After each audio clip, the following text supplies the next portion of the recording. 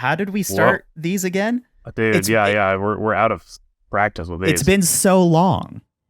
I haven't seen you in years. It's actually been like a meter long. It's been like a meter. There's like, and that's a lot longer than a foot. Yeah. It's been a really long measure of distance since we recorded an episode. Do you think a meter's long? Yeah. All right. Should I not? Okay.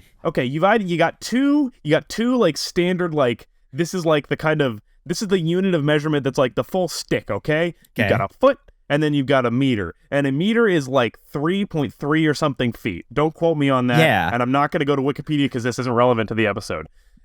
But there's that's also like long. There's also they have a long that's one stick measurement. That is true, but the thing is that's crazy, and we'll get into the episode in a minute. But the thing that blows my mind about like the metric system, and that's not the topic. I mean, it could be. We're doing your topic today. I don't know what it is, but meters are pretty long in terms of just that's their basis for what things are. But then you go down to centimeters, and they're tiny. They're so tiny. Yeah, that's like the next thing. They're tiny. It's like, so that makes the meter seem comparatively even longer. Yeah. But also there's like kilometers that if you're saying a long one, you could have just that's not a stick. That's long in a different way. Hey, you haven't seen... we could go into a yardstick, and I feel like that's like close to a meter, I think. But like, yeah, that's our closest... Nobody uses that unless you're playing football, which yards.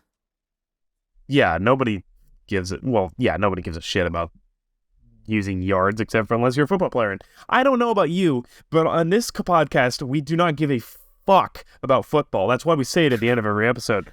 So I'm talking about there's some people who would listen to this and be heard me associated to that sentence, they would get pretty mad. I think football is great and is a fun thing to watch. Continue. As you should. No, yeah. I mean, I think it's all right. I don't watch it dedicatedly. Same. I'm more of a hockey guy now. Check out my Kraken hat. Yeah. That's a Kraken hat. I didn't even know. Yeah, Bradley's gotten real into hockey. If you guys are following him on Twitter, at Bradley and with an E on Twitter, you'll see that he really likes his hockey. Yeah. If you hang out at Discord chats to play video games with your friends and he joins, you know that he really likes hockey. Yeah. Sometimes I will join the chat where you guys are playing video games and totally derail whatever you guys are doing. Say, watch the Kraken right now. Watch it. We don't live there. And then I'll share my screen and be like, look, we're up. It's like, I'm playing Overwatch. I'm losing. Yo, but have you seen the shot by Eberle? He's fantastic. Jones is a beast. You haven't ever seen a goalie like Jones. But have you seen Roadhog? That guy's hilarious. Is that an Overwatch character I don't know about? Yeah. Roadhog? He's a big guy. Wears a mask. Roadhog? He has a hook that he hooks you with, and then you die. It's crazy. Just in case anybody that's listening is like, wow, is Hank like an Overwatch pro? Dear Lord, no. I suck at that game, but my friends and I play it sometimes. Okay. So yeah, welcome back, everybody. Welcome back to No Good Ideas. Yeah. Let's get started.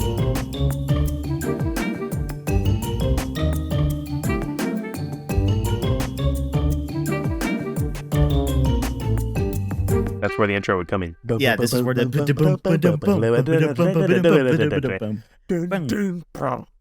Hey, welcome back. Maybe this is even the second episode of season 5 of No Good Ideas, depending on when we release stuff. It could be the 5th if we decide to go real crazy. Yeah. But I'm acting as though this is our first time back because it is. This is the first one we've recorded since we're back. Yes, but also there's a possibility, and we'll talk about this after, where we record an episode this week that is released before this episode. I guess I could say you guys didn't hear that. You guys didn't. But it makes sense. I could talk about it. Probably the draft would be released before this episode, with just it being by the end.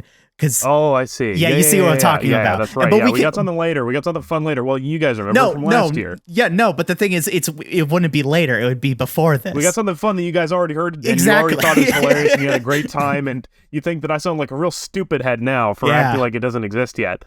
Yeah. So, yeah, you are. Yeah, people do think that. Everybody's just driving to work thinking, God, this stupid head. Yeah. Lord do you think people almighty. listen to our podcast? What do you think is the scenario where people listen to this? Is it on the work drive? Is it on the commute? Or is it more of a, hey, I'm washing While dishes? they're working. It could be when they're working. I haven't even thought about that. I think it's probably in the mines. Yeah. Honestly. Well, I did in my radio class. The professor always said radio is theater of the mind. And I want to think that No, not the mind. The mines. The mines. Strange and rare minerals deep below the earth. Like people mining for like, they're down coal? there with their pickaxe but instead of singing Covered in songs like soot? yo I dropped this wall, they're listening to No Good Ideas with Brad Pink. Yeah. That's how okay. I the like culture has that. changed down there with the dynamite and the soot. I was gonna say we're the official podcast of miners, but I don't want to. I don't know about that one. We're the official. We're the official podcast of, let's say, coal miners.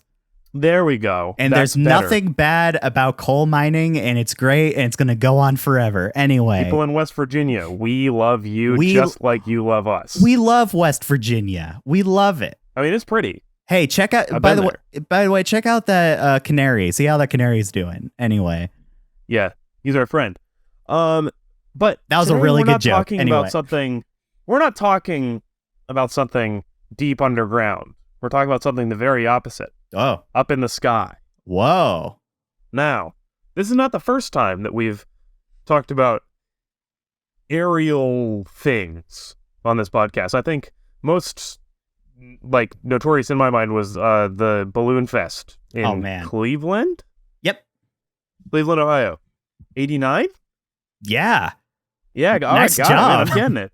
The Balloon Fest 89 in Cleveland, Ohio, where a bunch of balloons released into the air and fucked the whole things up for some people. Yeah. Today we're going to talk about a different balloon thing that fucked the whole thing up for some people. Bradley, can you guess where this is going? There's one topic that I know generally what it's about, but I don't know too much, and I'm really hoping it is this. Yes. Are we talking about Balloon Kid? Correct. Yes! You have done it. You got it. Woo! We are talking about Balloon Boy. I know The the famous general overview of this. I do not know too much, and I am excited to learn more. Well, you're going to learn more, and there's a lot more to learn, because this story has evolved since it all happened in 2009, that fateful day in October 2009. Things have changed, and there's some interesting information out there, and there's little confirmation on it, so I'm going into the story saying that there's a lot of unverified information within the timeline of this event, because to course over the day, it was the subject of a lot of media attention, which can sometimes muddy the waters in terms of what's happening and when. But this story has evolved, and so I'm very interested to go into it. So, let's start with the main character of this story. Main characters. Richard and Mayumi Hine. Richard Hine and Mayumi Iizuka met in 1997 at acting school in Hollywood. No. Richard One of those Hine Hollywood is- phonies. Oh, yeah. Oh, these Hollywood phonies, because you know the ending to this story. Or is it the ending? I don't know, really. Anything goes. Exactly. Yeah. So, Richard Hine and Mayumi Iizuka met in an acting school in Hollywood in 1997. Richard Hine has a boisterous personality made for TV. He's been on TV a few times. This dude is a character, so he tried actually acting in stand-up without success. So maybe not as made for TV as I have purported. According to the AP, he was described by his associates as a shameless self-promoter who would do almost anything to advance his latest endeavor. If you know the baseline of this story, you probably can see where that's going. Well, the thing is, I can't really blame him for that, because it's same, honestly.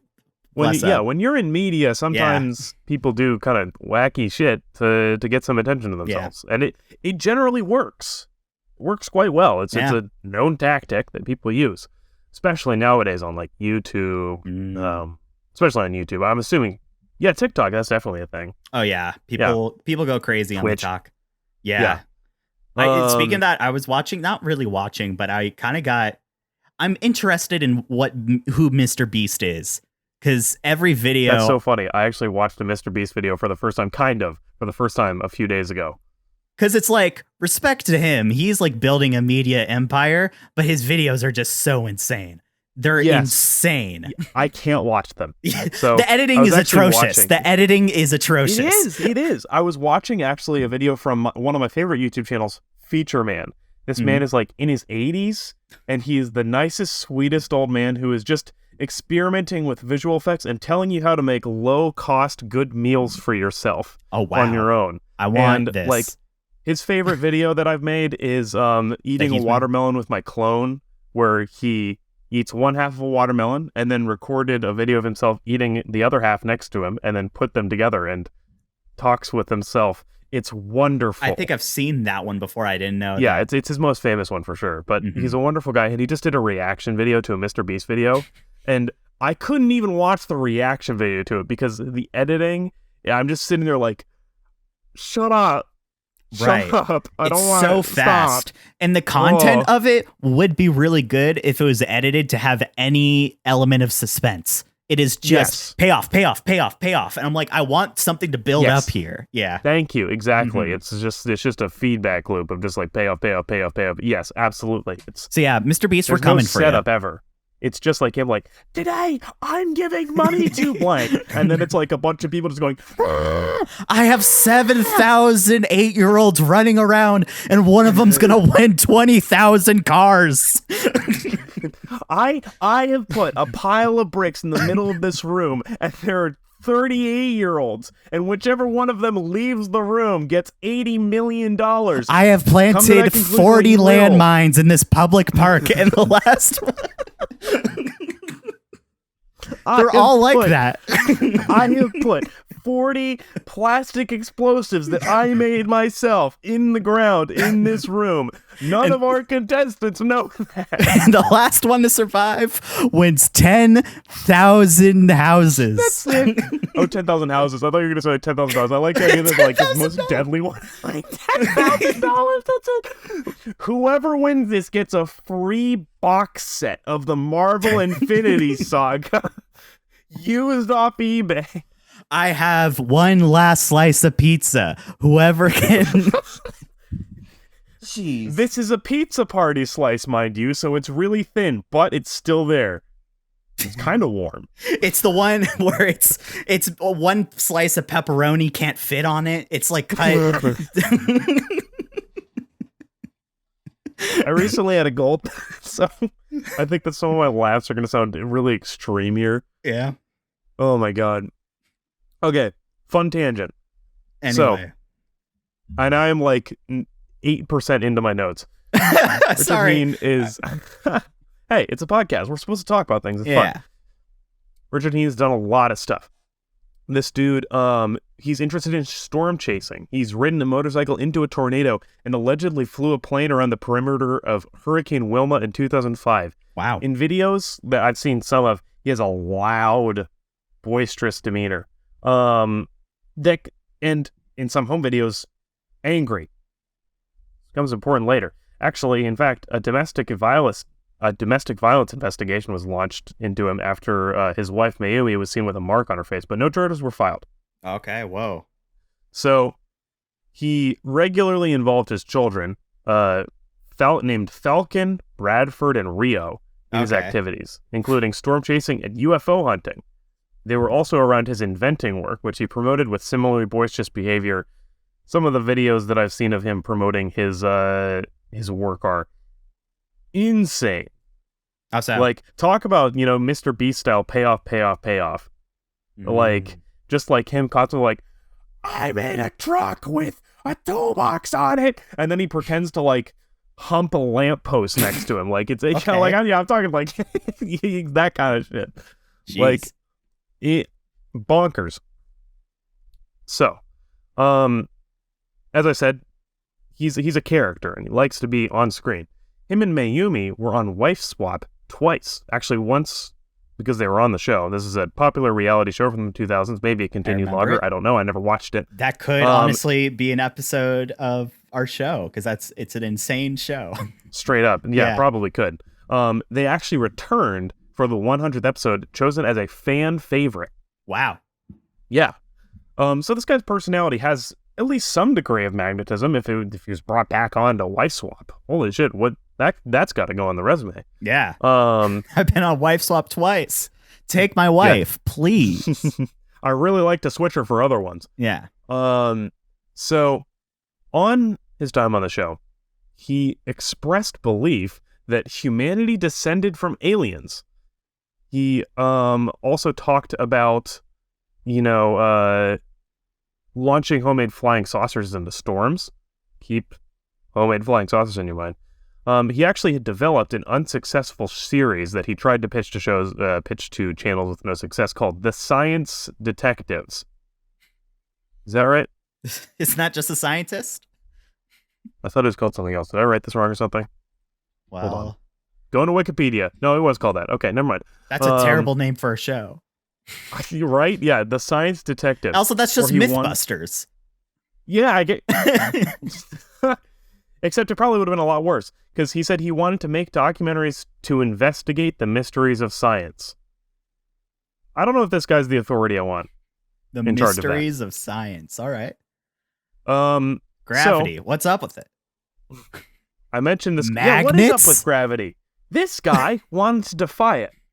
On October 15th, 2009, he and his family were working on an early prototype of a saucer-shaped balloon designed for people to, quote, pull out of their garage and hover above traffic. He also said that once the high-voltage timer in it was activated, the balloons would emit 1 million volts every 5 minutes for 1 minute. Look, I'm not an engineer, and I know you're not either, so I don't know about that. And he said that it was in order to move left and right, horizontal. Okay. Cool gadget. Keep going, but just know I'm not following. So, in a video, there's a lot of home videos taken that day because he was like they were doing like test stuff on it. And actually, in videos earlier, you can see his son Falcon in the balloon, climbing around there, being a silly little boy, like in it while he was on the ground being tested.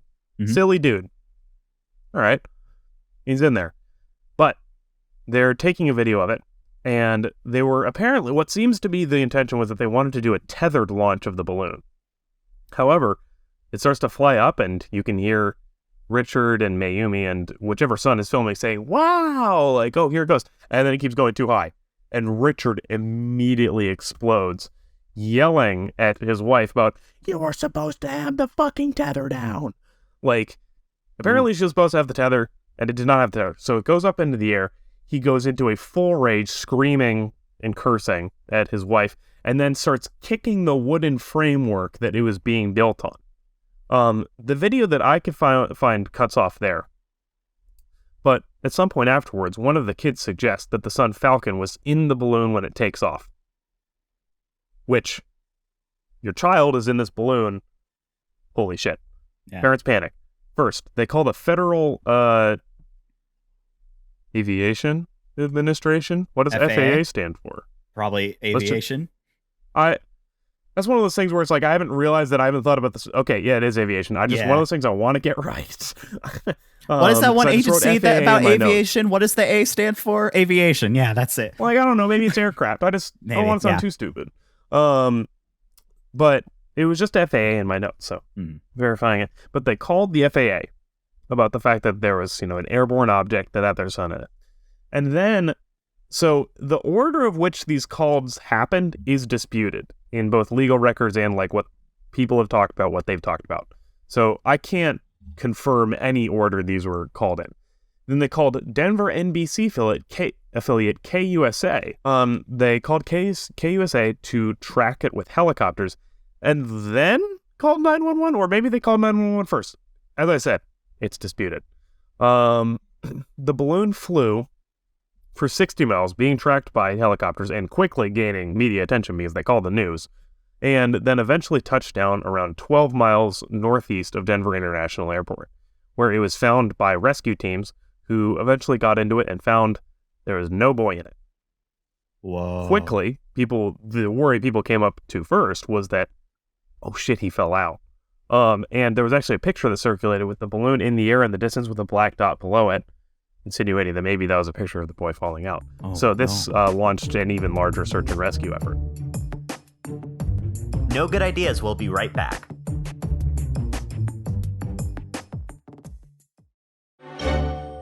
This whole ordeal, taking place in the early days of virality, quickly gained national attention within the day of it happening, which is kind of crazy to think about. Like, that was live. Like, this wasn't like, I'd heard the story and I didn't really know when it took place. I didn't know this all happened over the course of one day. I thought it was like a longer thing. Yeah, same here. That's insane. But yeah, it just took off and touchdown same day. And the big news event having to do with the story actually happened that same day as well. So at 4:14 p.m., CNN reports that the boy was actually found hiding in a cardboard box in the rafters above the garage. Whoa, he landed in the garage? This kid's a talented pilot. Yeah, wow. Really Went good through at his job. Pulled a Santa, went down the chimney. Merry Christmas. So, and this is at like 4:14. It is crazy that this all happened so quickly in one day. Like, I seriously think that's one of the most mind-boggling things about this. Having not known this beforehand, I thought so much happened. I thought it took place over longer. Mm-hmm. And then later that same day, the family was interviewed by Wolf Blitzer on CNN. I know this. I remember the big thing was he was on CNN. Yep. And Wolf Blitzer asked Falcon, the kid that was in the balloon, "Why did you not come out of the garage?" To which the kid gave the famous response, "You guys said," after his parents repeated the question to him, the kid said, "You guys said that we did this for the show." Immediately. And this is on live TV, so everybody goes like, "What? The show? What the hell do you mean the show?" And the worry became that it was a hoax for the purpose of gaining publicity for his many clear media fame intentions. He's been on reality shows. He's pitched shows. So it makes sense that this guy would, and as we mentioned earlier, he was known by his associates as a shameless self-promoter who would do almost anything to advance his latest endeavor. And maybe this perfect trick would have worked if it wasn't for that meddling kid, or maybe just scared young kid who fessed up on live TV. Mm-hmm. The next morning, the kid was asked about it again twice and vomited both times he was asked about it. Poor on kid. Live TV. Oh my God. This kid's stressed beyond belief. Mm-hmm. And so this was like a huge national event, and quickly public opinion turned from, we got to save the kid, to, these a-hole parents just did a hoax for attention and now we hate them.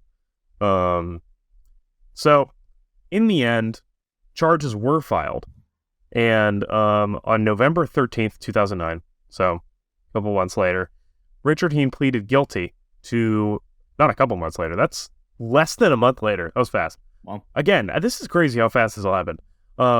Richard Heen pleaded guilty to attempting to influence a public servant. He was sentenced to 90 days in jail and ordered to pay $36,000 in restitution, because this was a whole search and rescue effort. They had to launch helicopters. There were search and rescue people. 36,000 honestly sounds like less than what that would take, really. Yeah. The New York Post estimated that the total cost of the rescue operation would have been about $2 million, but that's the New York Post. So I'm like, I mean, I believe that. I don't know about that. Yeah. I don't know. Yeah. But it had to have been expensive. This was a big media thing, and it deployed a lot of search and rescue teams to try and find it in Colorado during that day.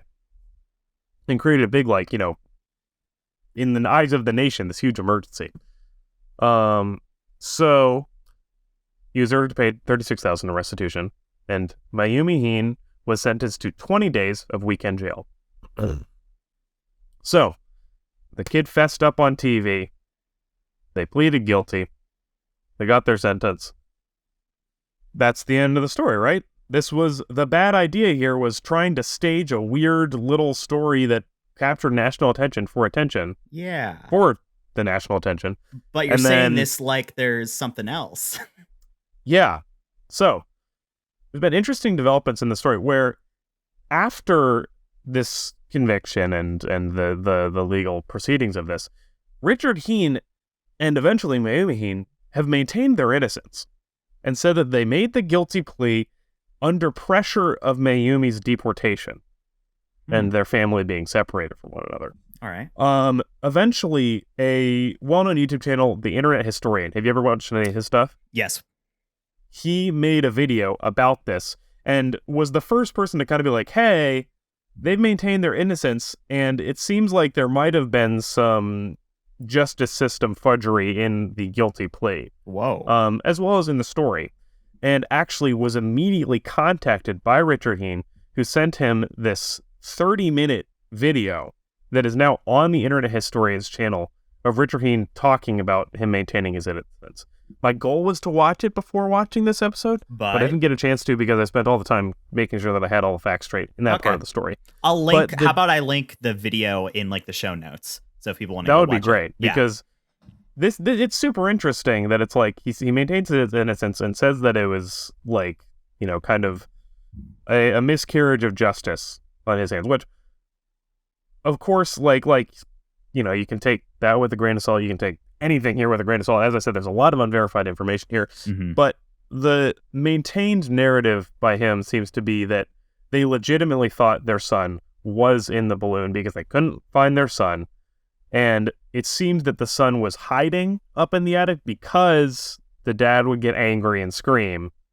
And so the kid was hiding because the dad was getting mad at him for climbing into the balloon beforehand. And then the family freaked out when the balloon flew away because they thought the kid was in it. And then, in their desperation, got a bunch of attention on it.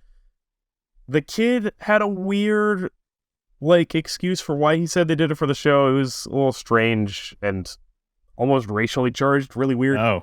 So I don't know about that part. That part's still weird.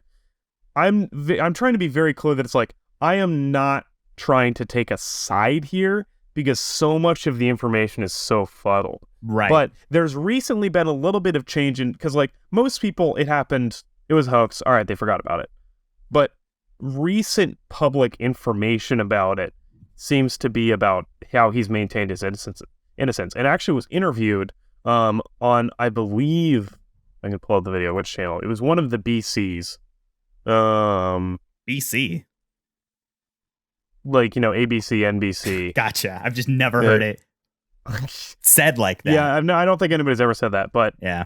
So this was on ABC News' Nightline. They were interviewed.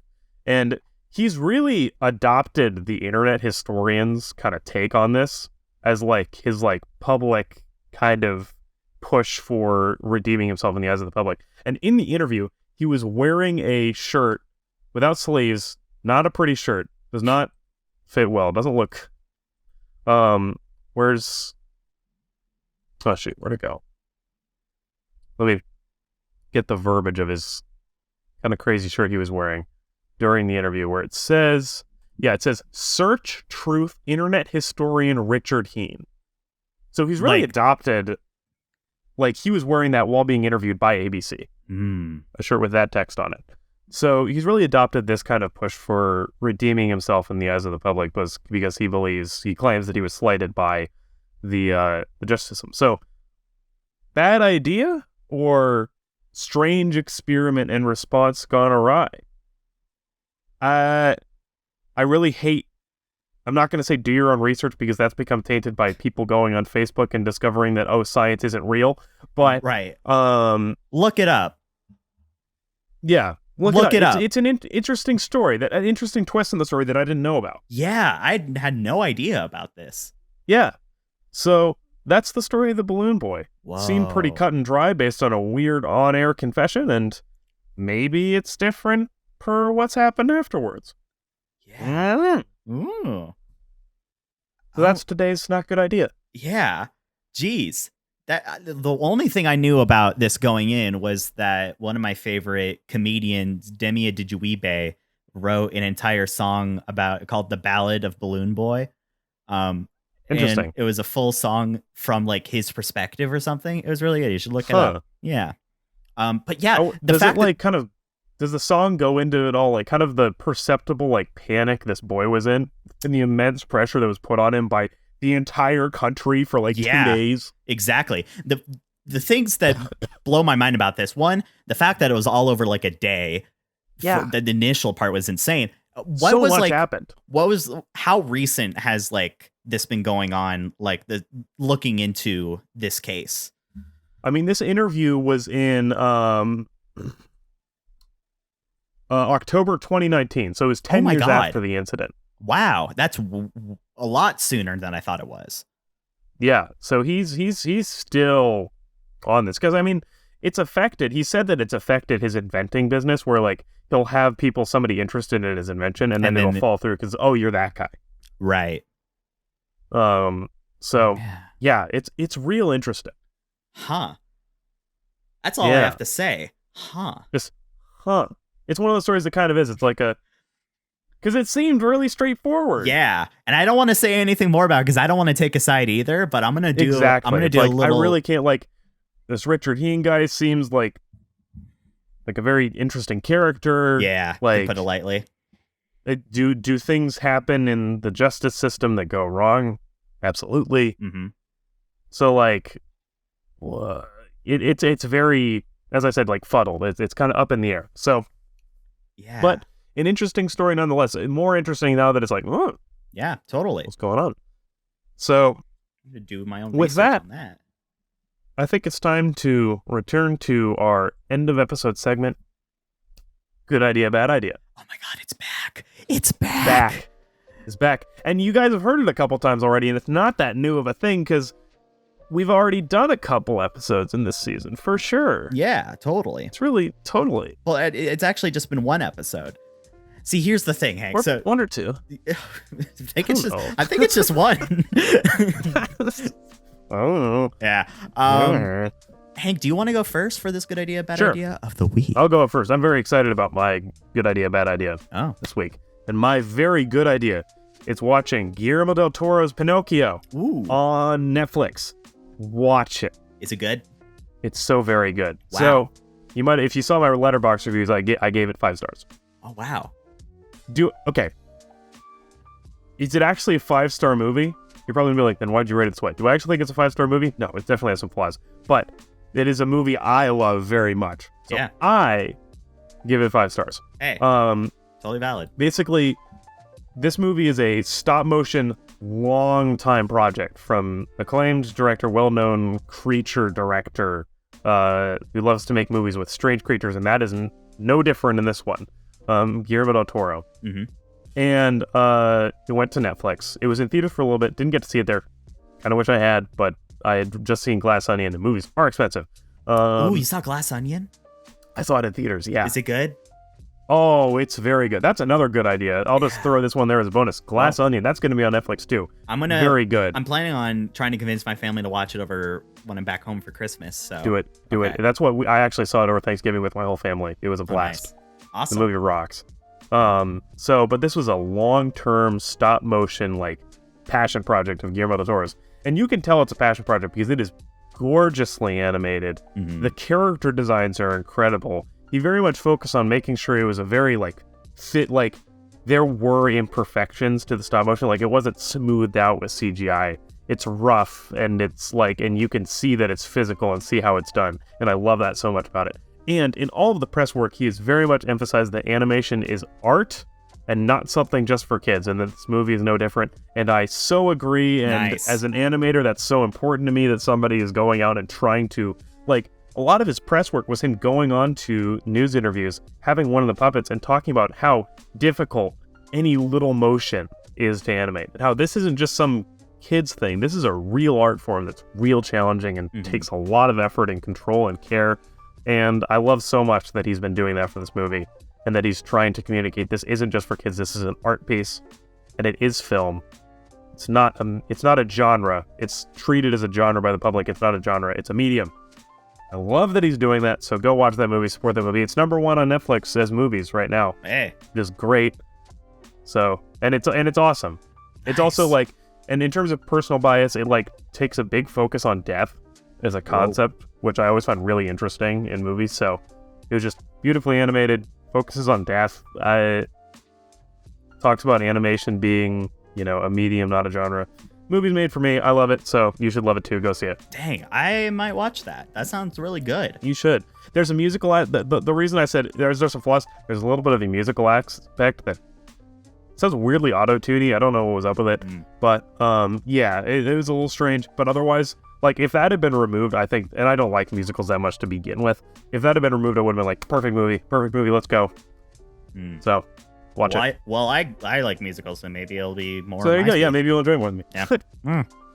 That sounds awesome, dude. I've heard a little bit about it, but the fact that whenever there's an animated movie out and you say it's good, I know it's got to be good. So yeah, exactly. Because bad animation that is anything like mediocre or below will piss me off to no end. So like, if something's just like fine, I will be like, sucks, bad animation, don't watch it.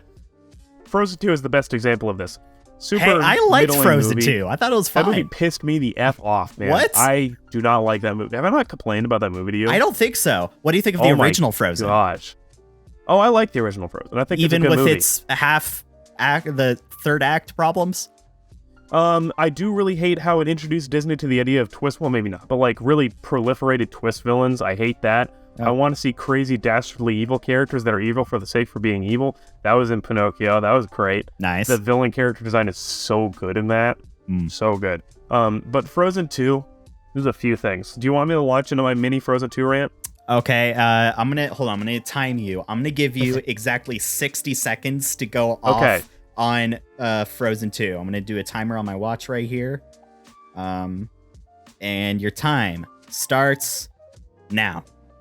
All right, that part where Olaf dies, air quotes dies, I was sitting there in the theater, like, I have never felt more emotionally detached from a cutesy character to dying in a movie. It was so clear they were going to resurrect him, and there were people crying in the theater, and I wanted to tell them all to shut up. I was like, you believe this? You believe this drivel? Also, God. When the villain is just like, there's a dam that was built 80 years ago. That's the villain. That was the most boring. Oh, man. And then they go, we have to break the dam.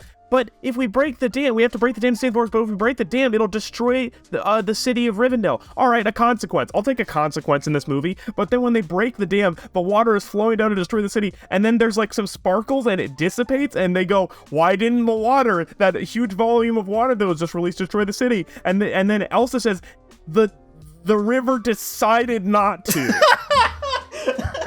Are you fucking with me? That's not how water works. And time. Just cut to them rebuilding it later. Have a consequence in your movie. God, I forgot about that. Yeah, that movie sucked. Look, I was in the theater and there's a bunch of children that are all like, yeah, and I'm sitting there like, shut the fuck up. I hate this shit. Oh my God. Wow. Take that. Yeah. That's so true. Obviously it's been years since I saw the second Frozen. The thing is, okay, we could talk about that in a later episode, but and that's the highest grossing animated movie of all time. Come on. Did it outperform the original Frozen? Oh yeah, big time. It fucking obliterated the original Frozen, and it was so much worse. That movie makes me so mad. I didn't even get to the funniest part of the movie. That's actually a good part. God. Where, spoiler, Elsa gets frozen in it, and me leaning over to my sister looks like she got frozen too. That was hilarious. That's not intention. And so that again disconnected me from any emotion in the movie. Fuck that movie big time. Jeez. I'm way overextended the minute, but that fucking part about the river just like it decided not to. Oh. Yeah. Watch Pinocchio. Anyway, exactly. Thank you. Watch a better animated movie, please. My good idea of the week, and I don't know if this is too broad, but video games. Oh. I have a computer. It is right next to me, and I bought this computer off of Facebook Marketplace with the intent. This was back in like June, with the intent of video editing and being productive and making content and having a great time. That's how it goes. And I have solely used this computer for video games. That's how it goes. I bought an extended HDMI cable, so I have my computer here. I have a monitor here and a monitor here, but on the other side over there, in front of my bed, I have a TV that I use to like watch Netflix and stuff. I have extended an HDMI cord from this PC to my TV, and I bought like a $20 wireless controller. And Wow. this is my first time in maybe a week using my computer as like sit down and using it. I have just been laying in bed and playing video. I go to work and stuff. It's not Pretty like that. sweet setup though. It's a great setup. Cool. Yeah, it's like I have like an Xbox that can play any game ever. But yeah, dude. No, that's how it goes. I got a PC as well, beginning of this year, and like I'm doing a lot still with like my creative stuff on the Lego side, but like if I didn't have this, I'd probably be still making short films or something. Yeah, but I'm not. Yeah, like, it's a problem. I have Game Pass. Game Pass has ruined my life. It's so good. It's ruined. I don't have it, but I know it's good. They just added you'll like this. They just added Lego Star Wars to it. I have that on Switch already, so I'm good. But I don't. Good. So I've been playing that. You can play it, yeah? Nice. Yeah. I've been playing that. Freaking Fall Guys is fantastic. I've done to play some Fall Guys sometime. I haven't played that in a minute. I'd be down to play. I'm setting up a Christmas tree later, but maybe later. Oh, my Christmas tree is set up. It's not in the background of this room, but it's upstairs. Well, I couldn't I also tell. got Christmas lights up on my studio up here, but I can't turn my camera that way. Maybe I can. Can I? Well, it's blurry anyway. It's not gonna work. Yeah, that's true. Yeah. Freaking Spider-Man's great. Vampire Survivors is so good. I got it on mobile. Isn't it good? Yet, but I've got it. It's so good. I haven't had the chance to. You gotta play. Super busy, but I've got it. I don't want to play it. So video games. It has ruined I think my that's life. A good thing. Yeah, really, because like genuinely, like when I had free time, I would make videos. That's kind of what I did. Is I would make videos and be making something. And now that I've finally got a way to occupy some free time, because like Legos, while I do enjoy them as a free time thing, it is also like a project for me now. It's a major, consistent, long running creative project for me.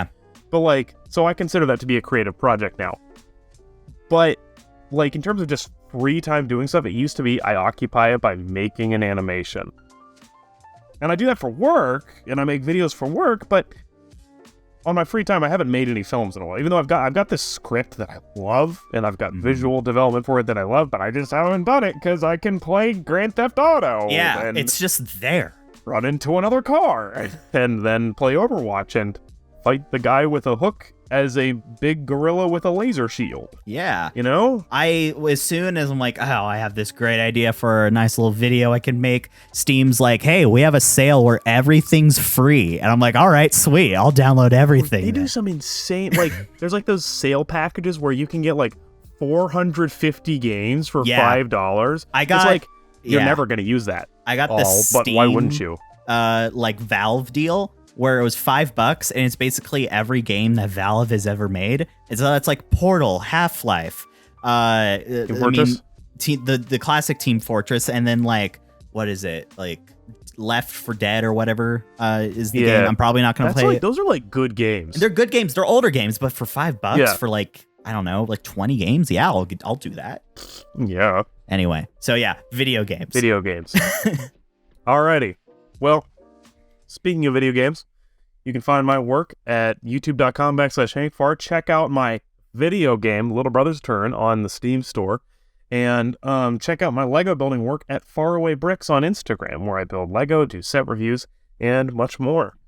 Bradley, where can we find you? You can find me at Bradley with an E on Instagram, YouTube, TikTok, Twitter, and Letterboxd.